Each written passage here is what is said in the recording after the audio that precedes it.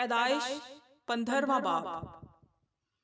ان باتوں کے بعد خداوند کا کلام رویا میں ابرام پر نازل ہوا اور اس نے فرمایا، اے ابرام تم مت ڈر، میں تیری سپر اور تیرا بہت بڑا اجر ہوں۔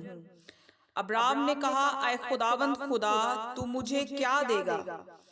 کیونکہ میں تو بے اولاد جاتا ہوں اور میرے گھر کا مختار دمشقی الیعزر ہے۔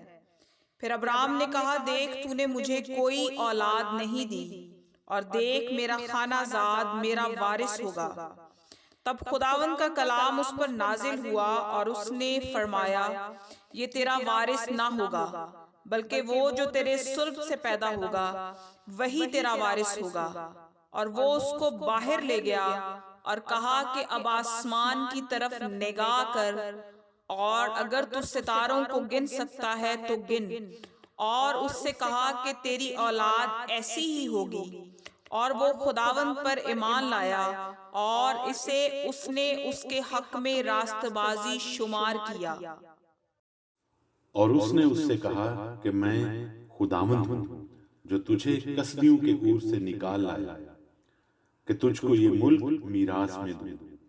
اور اس نے کہا، اے خداوند خدا، میں کیوں کر جانوں کہ میں اس کا وارث ہوں گا؟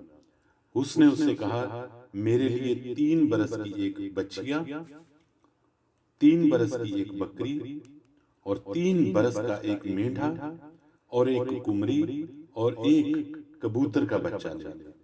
اس نے ان سبوں کو لیا اور ان کو بیچ سے 2 ٹکڑے کیا، اور ہر ٹکڑے کو اس کے ساتھ کے دوسرے ٹکڑے کے مقابل رکھا، مگر پرندوں کے ٹکڑے نہ کیے۔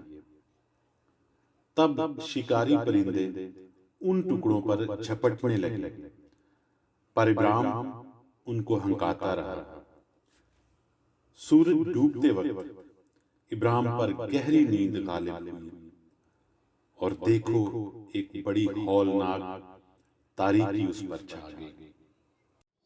اور اس نے ابرام سے کہا، یقین جان کہ تیری نسل کے لوگ ایسے ملک میں جو ان کا نہیں پردیسی ہوں گے، اور وہاں کے لوگوں کی غلامی کریں گے، اور وہ 400 برس تک ان کو دکھ دیں گے۔ لیکن میں اس قوم کی عدالت کروں گا جس کی وہ غلامی کریں گے، اور بعد میں وہ بڑی دولت لے کر وہاں سے نکل آئیں گے، اور تو صحیح سلامت اپنے باپ دادا سے جا ملے گا، اور نہایت پیری میں دفن ہوگا، اور وہ چوتھی پشت میں یہاں لوٹ آئیں گے، کیونکہ اموریوں کے گناہ اب تک پورے نہیں ہوئے۔ اور جب سورج ڈوبا اور اندھیرا چھا گیا تو ایک تنور جس میں سے دھواں اٹھتا تھا دکھائی دیا، اور ایک جلتی مشعل ان ٹکڑوں کے بیچ میں سے ہو کر گزری۔